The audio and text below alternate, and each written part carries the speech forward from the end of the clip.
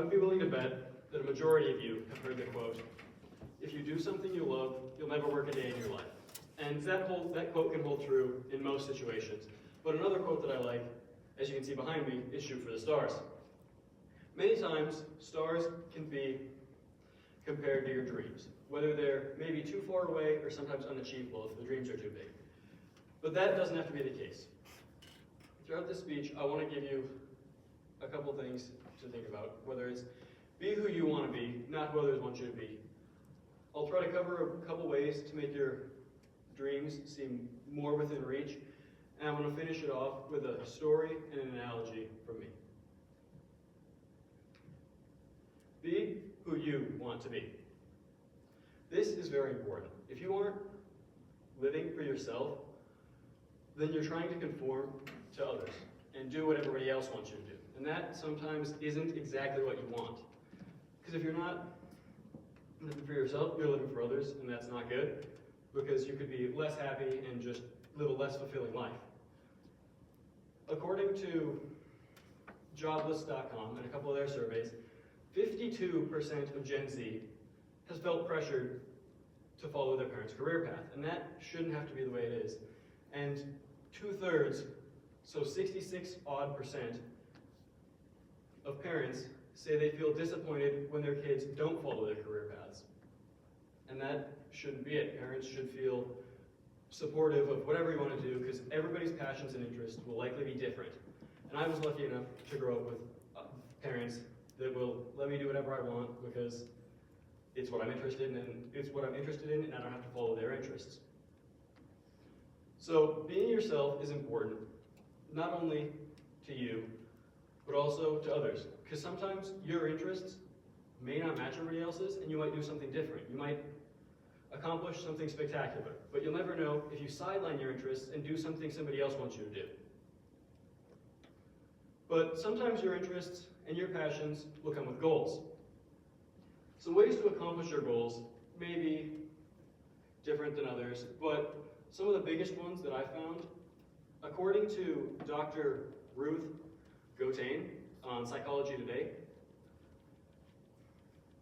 92% of people will never accomplish their goals, which leaves 8% of people who will. So out of a room of roughly, let's say 20 people, 1 or 2 will accomplish their goals in their lifetime, and that is really low. Some ways you might be able to increase that percentage are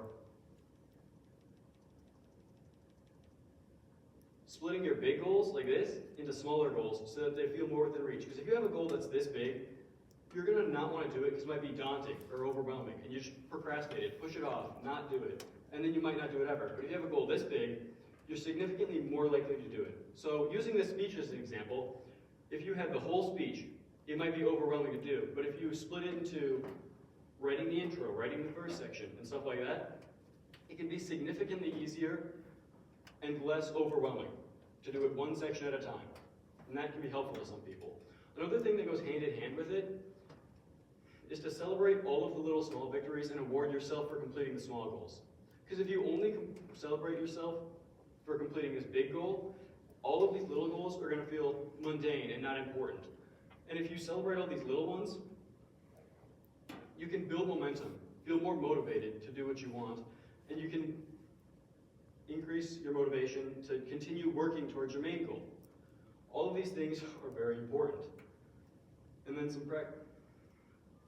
Throughout my life, I've been very fortunate because my mom has always told me to do whatever I want and follow my passions, do what I'm interested in, stuff like that. And I think that's really helpful because all three of me and my siblings are either in or planning to go into engineering.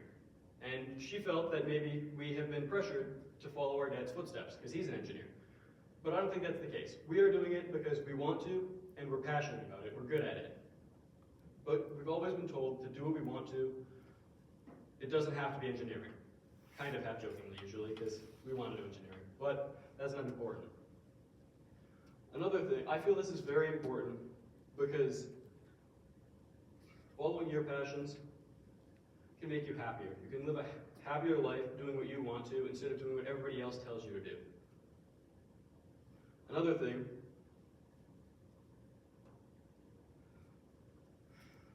I was talking to my grandpa a while back, and he told me the story, I don't know why it came up, but it did, about his experience towards the end of the Vietnam War, where he figured out his draft number was probably going to get called pretty soon, and rather than do something that they tell him to do, he decided, I'm going to go enlist, and I'm going to do what I want to do, so I have a choice. So he went down to the recruiter's office, he tried to join the Air Force, he couldn't get it, he was colorblind. So he never ended up going to Vietnam. But I think the story still holds some significant importance, because you can use that and apply it to some things like your everyday life. If you start out early and do what you want to do, you can accomplish more because you'll have more time to do it, but you'll also, if you split all of your goals into smaller goals, you'll be able to work towards what you want to do and not have to worry about not knowing what you want to do, and maybe you won't have to worry about doing whatever the universe throws at you. So if you start out knowing what you want to do and doing it, you won't have to try to go through life unsure and then just take the first thing that the universe gives you. Because if you take the first thing the universe gives you and not what you want to do, it could be a really boring, mundane job that you don't care about and could take the fun out of living. But if you do what you want to do and follow your passions, you can do something you enjoy, which ties back to the initial quote of, if you love what you're doing, you'll never work a day in your life.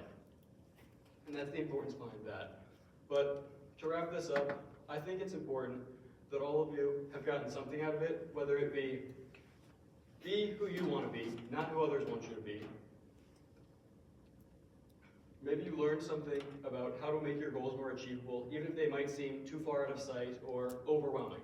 If you split them into smaller ones, you'll likely be able to do it.